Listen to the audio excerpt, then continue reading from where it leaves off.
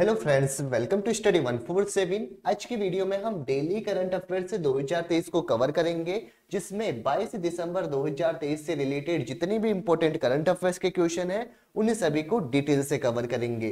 तो आज की हमारी ये क्लास 8 होने वाली है। तो चलिए बिना किसी देरी के स्टार्ट करते हैं आज का हमारा इंपॉर्टेंट लेक्चर। तो पहला क्वेश्चन है कि इसरो चंद्रमा से नमूने वापस लाने के लिए चंद्रयान 4 यह कब लॉन्च करेगा।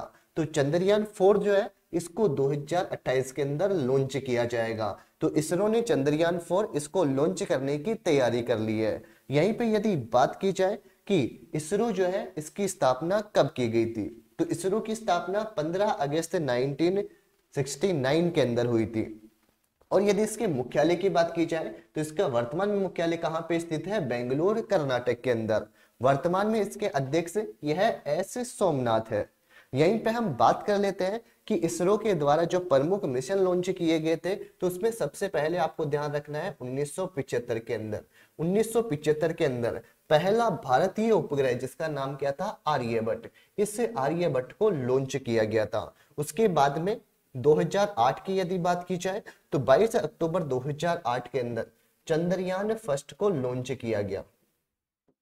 तो चंद्रयान फर्स्ट इसको 2008 के अंदर लॉन्च किया गया। उसके बाद में 2013 के अंदर जो मंगलयान था, इससे मंगलयान मिशन को लॉन्च किया गया था। नेक्स्ट बात कर लेते हैं सन 2017 की। तो 2017 के अंदर एक रॉकेट था जिसका नाम क्या था, PSLV C-37। इसके द्वारा इसरो ने एक साथ 104 उपग्रह इनको लॉन्च किया गया। उसके बाद में 2019 के अंदर चंद्रयान जो 2 था, इस चंद्रयान 2 को लॉन्च किया गया। और 2023 के अंदर कब, 14 जुलाई 2023 को चंद्रयान 3 इसको लॉन्च किया गया था। तो बात कर लेते हैं कि चंद्रयान फर्स्ट इसको 2008 के अंदर लॉन्च किया गया था। यदि इसके रॉकेट की बात की जाए तो PSLV C-11 के द्वारा इसको लॉन्च किया गया।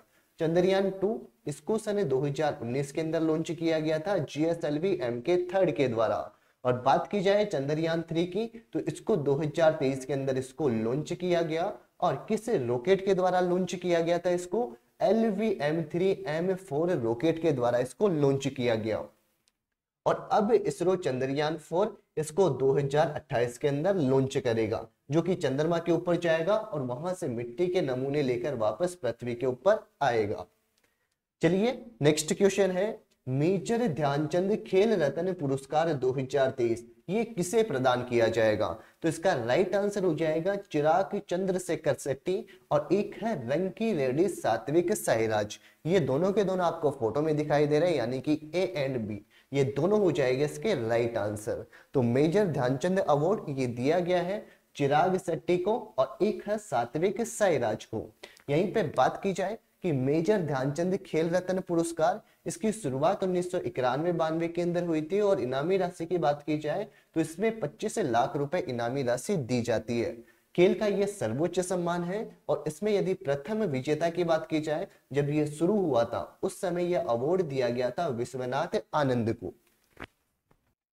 यदि इसके 2022 के विजेता की बात की जाए तो यह शरद कमल को दिया गया था, जो कि टेबल टेनिस से खेल खेलते हैं। और 2023 के अंदर यह दिया गया है एक तो चिराग चंद्रशेखर रेड्डी को, जो कि बैडमिंटन के खिलाड़ी है। और एक दिया गया है ये रंकी रेड्डी सात्विक साईराज को। यह भी किसके खिलाड़ी है, बैडमिंटन के खिलाड़ी है। इन दोनों को यह अवार्ड दिया गया। यहीं पे बात कर लेते हैं अर्जुन पुरस्कार 2023 की। इसकी शुरुआत 1961 के अंदर की गई थी और इनामी राशि के अंदर 15 लाख रुपए इसके अंदर इनामी राशि दी जाती है।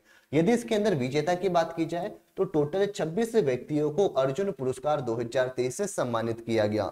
नेक्स्ट बात कर लेते हैं द्रोणाचार्य पुरस्कार 2023 की। यह कोच को दिया जाता है, यानी जिस भी खेल का कोच है उनको दिया जाता है। और इसकी शुरुआत कब हुई थी, 1985 के अंदर, जिसमें 15 लाख रुपए की इनामी राशि दी जाती है। नेक्स्ट बात कर लेते हैं मौलाना अबुल कलाम आजाद ट्रॉफी 2023। इसमें विजेता की बात की जाए तो गुरु नानक देव विश्वविद्यालय, जो कि कहां पे स्थित है, अमृतसर के अंदर स्थित है, इसको ये अवार्ड दिया गया। और उप विजेता के अंदर एक तो है पंजाब की यूनिवर्सिटी लवली प्रोफेशनल यूनिवर्सिटी और एक है कुरुक्षेत्र विश्वविद्यालय। ये दोनों उप विजेता रहे। नेक्स्ट यहीं पे बात कर लेते हैं नेक्स्ट क्वेश्चन की कि एक साल में 100 मिलियन यात्रियों को ले जाने वाली पहली भारतीय एयरलाइन कौन सी बनी है। तो इसका राइट आंसर हो जाएगा इंडिगो एयरलाइंस। इंडिगो एयरलाइंस जो है यह एक वर्ष के अंदर कितने 100 मिलियन यात्रियों को ले जाने वाली पहली एयरलाइन बनी है और यह भारत की सबसे बड़ी घरेलू एयरलाइन है। तो भारत की सबसे बड़ी घरेलू एयरलाइन यह भी कौन सी है? इंडिगो है। नेक्स्ट क्वेश्चन है, देश की जीडीपी के अंदर योगदान करने वाली दूसरे सबसे बड़ी अर्थव्यवस्था कौन सी है? यानी कि भारत के जितने भी राज्य हैं उनके अंदर सबसे बड़ी अर्थव्यवस्था कौन सी है और दूसरी सबसे बड़ी अर्थव्यवस्था कौन सी है? तो यदि सबसे बड़ी अर्थव्यवस्था की बात की जाए तो यह तो है महाराष्ट्र, यानी महाराष्ट्र का तो इसके अंदर पहला स्थान है, जबकि सेकंड नंबर पे कौन सा आता है? उत्तर प्रदेश आता है। उत्तर प्रदेश की यदि जीडीपी की बात की जाए तो ये लगभग कितनी है? 9.2% योगदान है इसका भारत की जीडीपी के अंदर, जबकि महाराष्ट्र का योगदान कितना है इसके अंदर? 15.7% इसका योगदान है। तो उत्तर प्रदेश का योगदान कितना है? 9.2%, महाराष्ट्र का है 15.7%, राजस्थान का है 5.5%। तो जीडीपी में योगदान महाराष्ट्र का सबसे ज्यादा है, सेकंड नंबर पे उत्तर प्रदेश और थर्ड नंबर पे आता है तमिलनाडु। ऐसे यदि बात की जाए कि विश्व के अंदर सर्वाधिक जीडीपी कौन से देश की है, तो अमेरिका का स्थान तो आता है इसके अंदर पहले नंबर पे, सेकंड नंबर पे चीन, थर्ड नंबर पे है जापान, फोर्थ नंबर पे है जर्मनी और फिफ्थ नंबर पे आता है अपना देश भारत। यानी कि विश्व में सर्वाधिक जीडीपी के अंदर भारत का स्थान कौन सा आता है? 5वें नंबर का। नेक्स्ट क्वेश्चन है, हाल ही में FIH ने यानी कि फीफा इंटरनेशनल हॉकी फेडरेशन इसने 2023 के लिए best player of the year award देने की घोषणा की है। तो ये अवार्ड किसको दिया जाएगा? तो इसका राइट आंसर हो जाएगा हार्दिक सिंह को। जो आपको फोटो में दिखाई दे रहे हैं यही है हार्दिक सिंह, इनको best player of the year का अवार्ड दिया जाएगा। यहीं पे हम बात कर लेते हैं इंटरनेशनल हॉकी फेडरेशन की। इसकी स्थापना 7 जनवरी 1924 के अंदर हुई थी। मुख्यालय कहाँ पे स्थित है? लॉजेन स्विट्जरलैंड के अंदर इसका मुख्यालय है। और यदि यहीं पे बात की जाए कि भारत का सबसे बड़ा हॉकी स्टेडियम कौन सा है, तो यह ओडिशा के अंदर स्थित है Birsa Munda hockey stadium. Hockey cup and trophy की बात की जाए तो कौन कौन सी है? एक तो है Azlan Shah cup, Aga Khan cup, Nehru cup, Dhyanchand cup, Swami cup, Scindia cup, Ranjit Singh cup, Beighton cup और एक है इंदिरा कप। ये सभी के सभी हॉकी से संबंधित है। नेक्स्ट क्वेश्चन है, हाल ही में जल महोत्सव 2023 का आयोजन कहाँ पे हुआ है?